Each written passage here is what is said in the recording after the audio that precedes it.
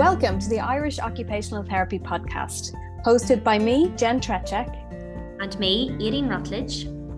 This podcast is dedicated to exploring the world of occupational therapy, sharing the latest research and techniques and providing insights into the many ways that occupational therapy can help people of all ages live more fulfilling and meaningful lives. Whether you are a practicing occupational therapist, a student of occupational therapy, or simply curious about this fascinating field, this podcast is for you. We'll be interviewing experts in the field, sharing stories from the front lines of occupational therapy practice, and providing tips and advice for anyone looking to get the most out of their therapy. So sit back, relax, and join us on this exciting journey into the world of occupational therapy in Ireland. So today we are delighted to be talking to Michelle Lowry. Michelle is an occupational therapist in youth mental health, but was involved in a really interesting pilot study a couple of years ago called D1 Now, which was a really unique intervention to support self-management and clinical engagement and improve outcomes in young adults living with type 1 diabetes in Ireland. So we're really interested in finding out more about that. Michelle then went on to study diabetes and completed an MSc in diabetes and NUIG in 2021 and is actively involved in diabetes research and advocacy. So we're delighted to welcome you, Michelle. Thank you for joining us. Great, thanks for having me, Jen. So tell us a little bit about you were drawn to this area of type 1 diabetes. What drew you to it? Why are you interested in the field? Yeah, so I guess from my undergrad in occupational therapy way back when, I really developed an interest in chronic condition management, but more so the psychosocial aspect of living and managing a chronic health condition. So for my undergraduate thesis at the time, I took an interest in cystic fibrosis and cystic fibrosis among young adults, bringing a predominantly under-researched area, and looked at what is life like from an occupational perspective, living with a chronic health condition like that. And I guess then further on, I suppose, I subsequently developed type 1 diabetes myself. So I suppose to name that, I developed a lived experience with a chronic health condition, kind of, I suppose, unexpectedly at 21. And that really shone a light for me of wow, this is what life is like, as a young adult living with a chronic health condition, which requires, 24-hour self-management. There's no breaks. So I suppose I was inspired from my undergraduate kind of time, but I also have to name, and I do name, I suppose, my lived experience being, I suppose, a predominant reason as well why I was quite passionate about this area and looking to support other young people that live and manage chronic health conditions. So not exclusively type 1 diabetes, but I suppose my lived experience really has centered around that. Can you tell us a wee bit more about type 1 diabetes, Michelle? What does it mean day to day? You said there about 24-hour monitoring and that. Tell us a little bit more about how it impacts on your life.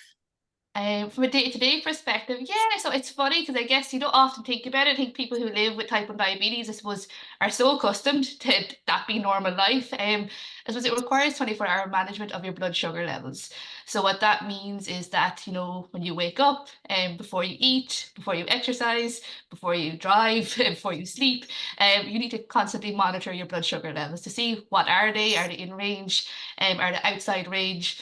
And you need to take some action, which might require either you take some insulin to bring down your sugar levels or to account for some food that you're about to eat, food containing carbohydrates that would be, or do you need to take on some sugar, some carbohydrate kind of foods that actually will manage a low blood sugar level. So it requires management of blood sugar levels across a 24-hour period. But what impacts your blood sugar levels? I think people often assume it's exclusively food or it's exclusively sugary food, and that's often a misconception. It's all foods containing carbohydrates, but it's actually so many other things which can impact your blood sugar levels across your day. So from an occupational perspective, we think about those core activities like sleep, like exercise, like anything involving physical activity, like stress. These are all things that can contribute to fluctuations in an individual's blood sugar levels. So that requires that kind of management, I suppose. Your activity, and as you can see there, then why occupational therapy does play a role. Can you tell us a little bit about that, about what the role of OT is in this field? Yeah, interesting question. It seems to make sense, doesn't it? That OT would play a role. Unfortunately, in reality, it's not playing a role, and hence why I feel strongly about advocating for why I feel occupational therapy is so well positioned to really support an individual managing a chronic health condition where all of the medical decision making occurs in the fabric of everyday activity.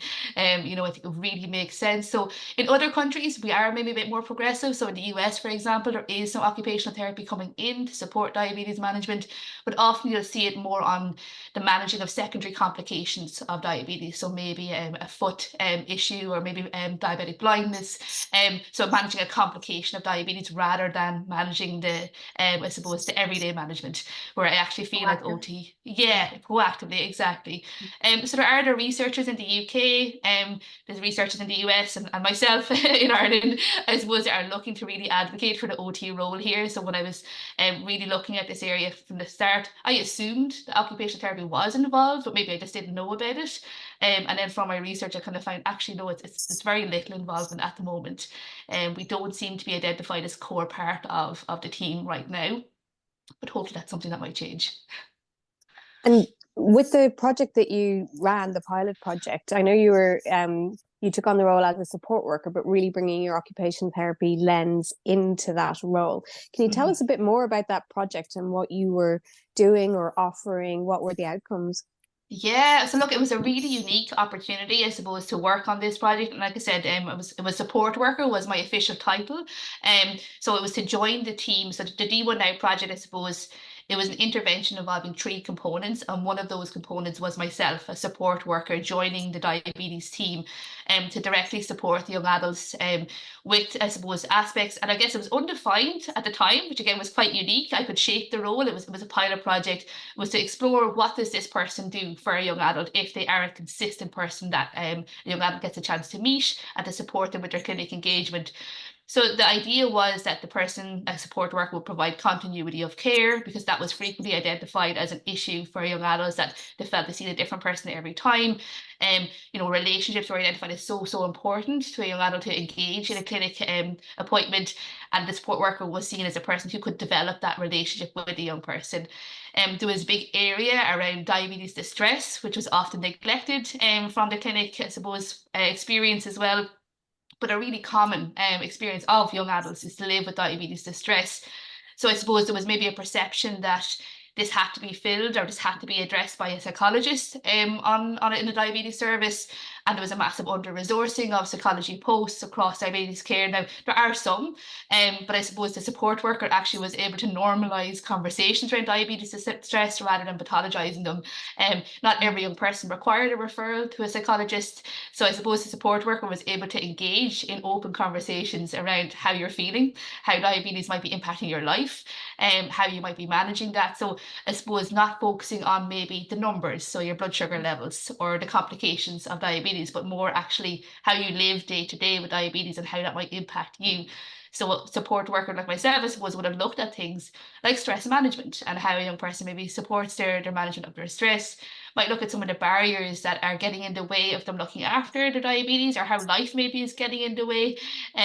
You know, it works both ways. I suppose I often say that diabetes management is easy, but when diabetes management in the context of life is difficult. You know, I suppose we can learn how to manage our diabetes, and then life gets in the way a lot of the time in terms of just the realities.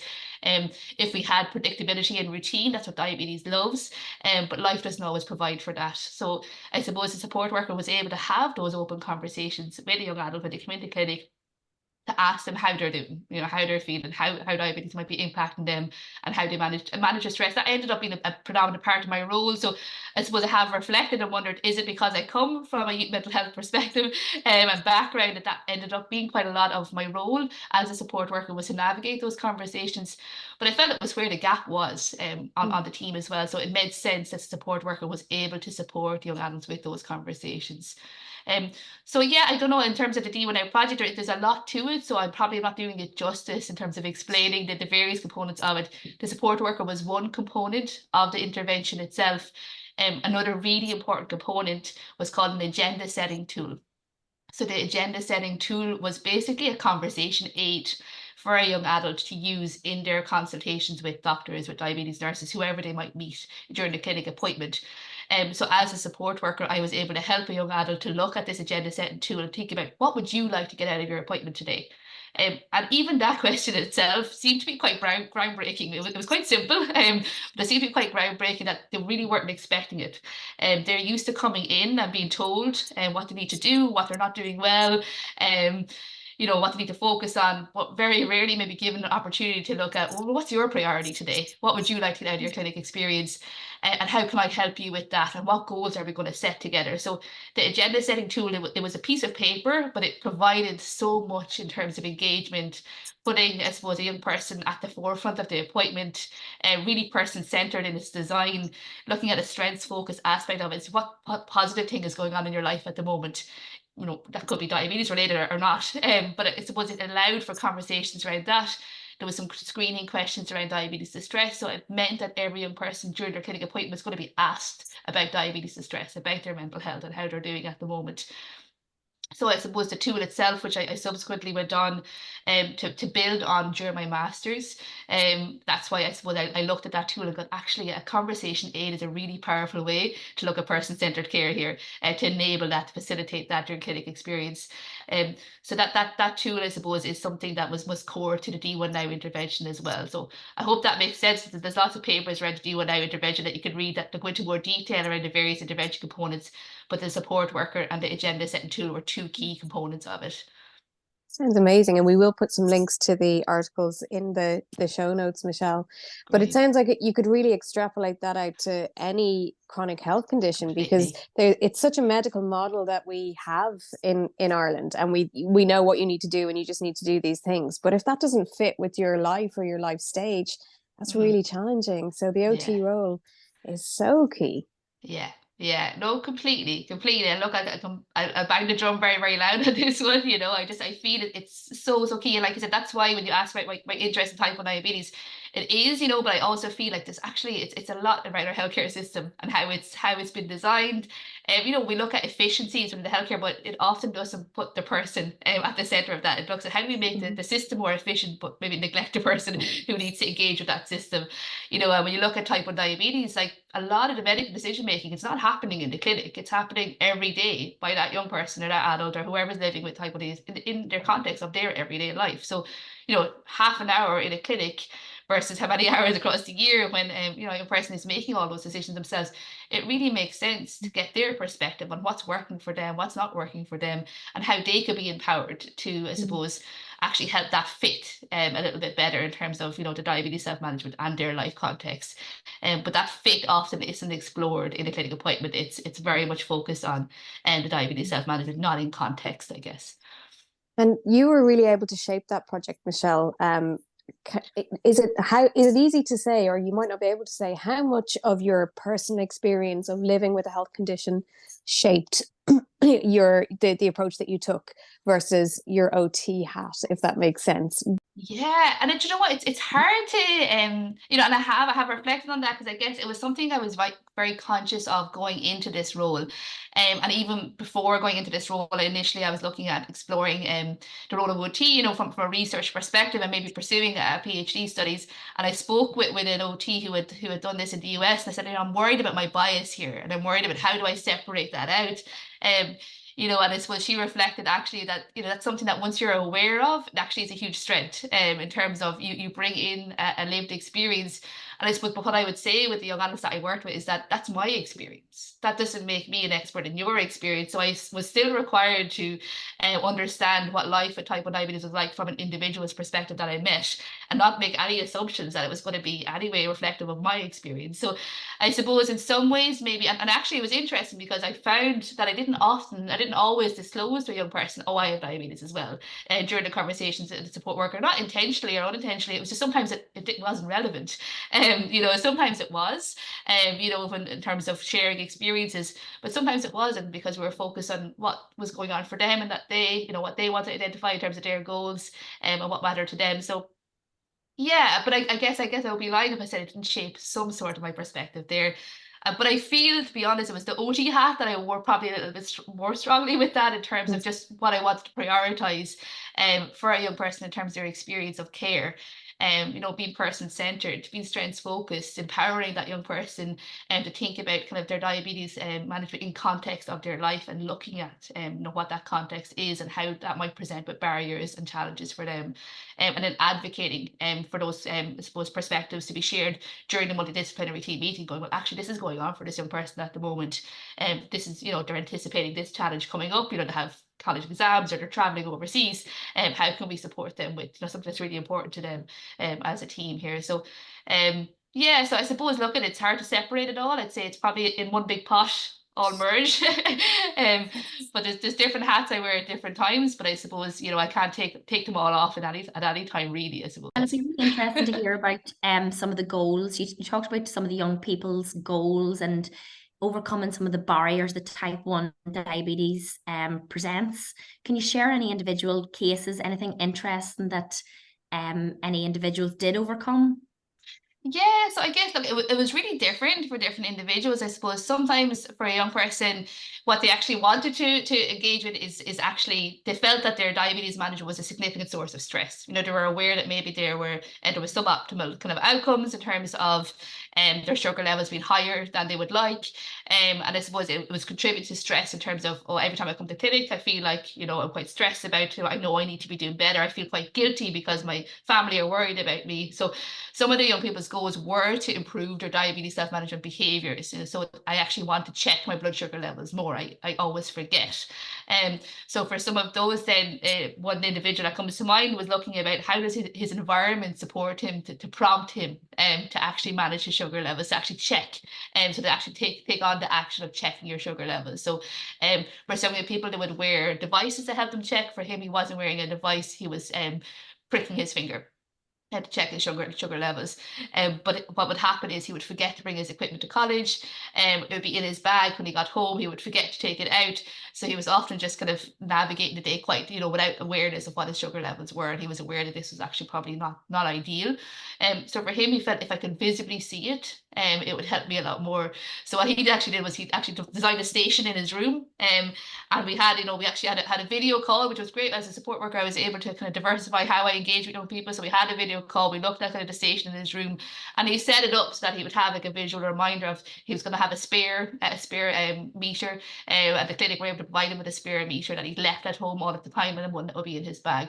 So it was simple things like just setting up his environment to provide a visual cue or a prompt that would contribute to him checking more.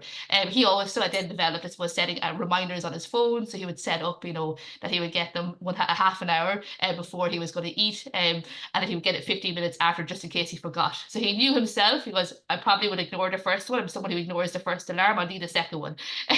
So it was quite honest to be able to kind of recognize, okay, what would you respond to in terms of these prompts or reminders? So a lot of it was using kind of equipment in his everyday life, like his phone, to set reminders, or looking at his room and how it's set up, so looking at his environment and how it could cue him to actually check his blood sugar levels more. For other young people, I guess some of them wanted to actually be more active. They had a lot of fear around hypoglycemia. So that's a real common fear with type 1 diabetes is hypoglycemia is low blood sugar levels. So out of target range, where there's a onset of symptoms that are quite uncomfortable and distressing for an individual to experience. So for a young person, they might have a lot of fear, and hypoglycemia and physical activity can contribute to low blood sugar levels. So for a young person, while physical activity and exercise is a health promoting behavior in a lot of ways, it also contributes to some fears of, well, what if I develop hypoglycemia though? And weighing it up, I would rather avoid hypoglycemia. So a young person really wants to work through this fear and go, is there a way that I can still participate? She used to play football when she was younger, really enjoyed team sports, provide a social outlet, and would love to get back into it, from a health perspective as well as a social perspective. So with her, we looked at what would help you manage your fear of hypoglycemia. She actually would have been eligible for what was called a CGM, a continuous glucose monitor, so a device that she would wear on her arm, which would alert her to kind of what her sugar levels were trending at, so that she would know an hour beforehand that, for example, that her sugar levels maybe is trending low, or is trending high, or is in range for exercise. So just building her knowledge and awareness of what a safe range would be for exercise, and looking at it, and I suppose that she would have the alerts so that, you know, she wouldn't develop it very suddenly. She would be warned in advance, and prepping kind of some hypo treatment aids that she would bring to her kind of sports training sessions as well, and just a graded approach with that, like that she would actually, well, maybe before you go joining, you know, a sports team where you're out playing football, let's start with just some general, you know, physical activity that you start with yourself, that you can then, you know, 10 minutes of walking, and let's see how your body responds to it. So treat it like an experiment. So to improve her confidence with, you know, physical activity and her diabetes management, so that she can learn actually how her body would respond to it and how she can actually manage her hypos then as well. So that was another one that comes to mind in terms of, and a really common fear that young people can have around exercise, a real barrier there, Yeah, that not really, a lot of people understand. really practical role there, Michelle. What about did the project involve any work with family and friends and educating them on how they can support their loved one with type 1 diabetes? Yeah, it would have been interesting to kind of look at that, because I suppose families and friends can play a big role. With one young person, her mom used to accompany her to appointments. So I suppose in terms of that was how she had always done it from her time in the pediatric service into the young adult service. Her mom would accompany her. And I often would recommend and encourage young adults to bring somebody to their appointments, because there can be a lot of information sometimes that's thrown at you. Sometimes you're leaving with, oh, what did they say again around that? What do I need to change there? So having an extra person in the appointment can actually be really helpful. So some young people would have brought maybe a parent or a friend into their appointments with them. And then, you know, in terms of kind of support that they received the information also, and can maybe advocate in terms of experience that the young person might be experiencing as well during the clinic visit. There wasn't really, with a direct focus from my side in terms of interventions for family and friends, but often maybe it was about conversations with the young person about how do I help my friends understand more what this experience is like. So kind of actually helping a young person navigate conversations that maybe they were frustrated by or felt, it's putting a distance between myself and my friend. You know, how do I help them to understand? I would have worked in the background with D1 Now. We had a fantastic young adult panel that was a big PPI component to the D1 Now intervention. It's probably one of the strong reasons why I wanted to join the project group, was their value on PPI, patient and public involvement in the research. So we had a panel of young adults as co-researchers in the project.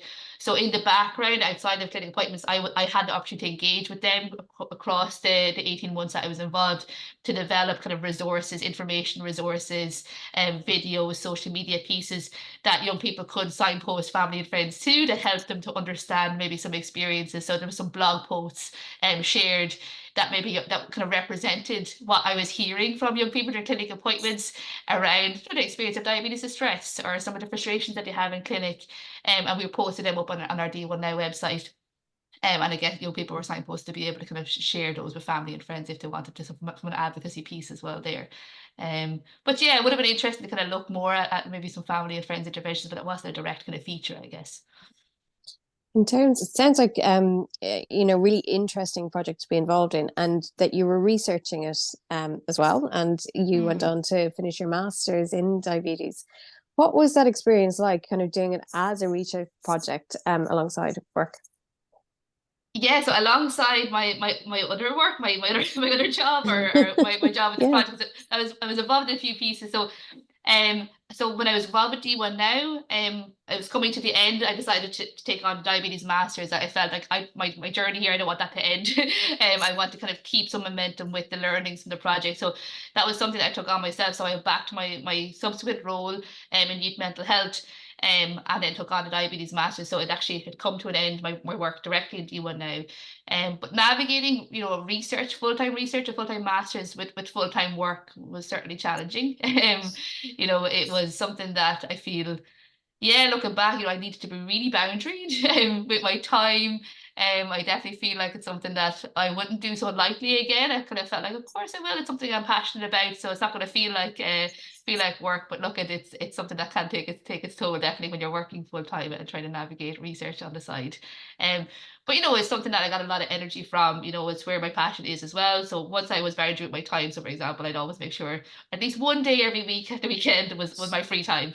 That was my self-care practice. Was okay, no study, no work, no even thinking about this project for at least one day every week. So Saturdays often was a time where I would catch up on assignments and project work. And Sundays was my free day to go out connection, do something nice. So yeah, time management, boundaries, really, really important. But sometimes I had to fall into the potholes before I discovered that. Michelle, have you any advice for healthcare professionals? Anything that you learned from your work that would maybe help them in their support of young people with diabetes? Yeah, so look at I think the biggest piece is to recognize the strength of what a young person brings in to a session, I suppose, to the clinic appointment, to recognize that they are the experts in living with their condition. They are managing it every day. They are navigating the realities every day as well. So to acknowledge and to place some value on their expertise, I think is really, really important. To look at and see the person first. I often say this, see the person first rather than sometimes I suppose there was anecdotes that, you might go into an appointment and whoever you meet maybe is looking at a screen or is looking at a case file and doesn't see you as a person. And often that can be a real barrier to the relationship between a healthcare professional and a person as well. And can really contribute to them wanting to engage or not engage in that clinic experience. So not to underestimate the value of that relationship building piece. And that doesn't require, a specialist training necessarily. It's interpersonal skills. It's acknowledging, that we are all human and to connect on that human level first, I think, before we kind of jump into how's your blood sugar levels and what's this like and what happened here, what happened there, and here's what you need to do next. And your tool fits so well with that too, doesn't it? I think it does, and don't be fearful around asking questions around diabetes distress. It's something that a person is living with. So, whether you ask it or don't ask it, it's not going to uncover. I think there was often a fear it opens a can of worms. This is constantly the term that was used. I don't want to open a can of worms. I'm like, well, the worms are there, and they're in experience every day, whether you ask it or don't ask it. It's not that you're going to create it, but that's what a young person's experiencing. So by asking it, actually, that can do a lot. That's not going to create this big problem that you can't manage. It's actually going to create an opportunity to have a conversation. To acknowledge, to validate, and to don't underestimate the importance of acknowledging and validating experiences. That can go a long way in managing distress. That you don't have to refer to an individual with a specialist set of skills, and it's not always the requirement here that you possess those skills to connect and to validate what an individual might be experiencing by asking those questions. It shows again the kind of marrying up of mental health and physical health and that kind of holistic approach, and that you really can't separate out the mental health from the physical. And yet we do like to put people in silos and say, I'm a physical health specialist. Completely. Yeah, completely. It is. It's like, I don't know how it's going to change. I suppose that's probably one of the reasons why I was quite enthusiastic about getting involved with D1 now is they talked about reimagining care for young adults with type 1 diabetes and not being afraid to rethink what it needs to look like. I think sometimes we try and just conform with the status quo and maybe make some slight tweaks here and there, but sometimes we need to overhaul. We need to kind of rethink a little bit how we're approaching it. And that's, I guess, with the D1 Now project, they're not afraid to kind of do that. And I think it's a starting point. I still feel like there's a long way to go with it. But I think that the people behind it, the project team, are really quite passionate about the long-term vision of where this needs to go, and hopefully advocating outside of, for me, outside of diabetes exclusively as well, to chronic health condition management. More broadly speaking, that this needs to be a holistic approach. It's one person, and that we can't separate and divide. I'll deal with this and you deal with that. That's not gonna work. So hopefully, like I said, it's a starting point. And is Ireland kind of unique in this? Is it, you were saying you were linking in with other professionals in other countries? Is Ireland kind of at the forefront of this, or are we catching up with other people? Where are we in terms of diabetes care?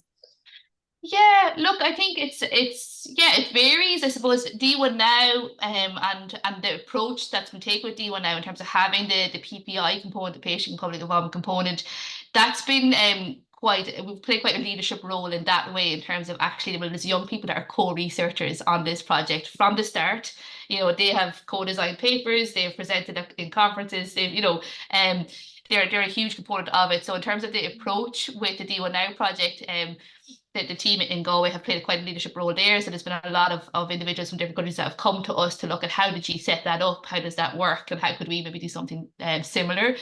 And that's again not exclusively to that project. You know, how does PPI work more broadly speaking as well? And I think in the last couple of years you've seen a massive expansion of that, thankfully. In terms of diabetes care, I think it still varies. You know, and again, I don't think there's any. I went to like the International Diabetes Federation, put in questions: is there any OTs working in this area? You know, there's very few. I don't think there's any country that has maybe an occupational therapist as core member of the diabetes team. I've yet to find one. Maybe there is. I will stand corrected. Definitely, if there is, it seems to be something that people are continuing to advocate for. That it's not core to any diabetes team that I could find, at least at this point.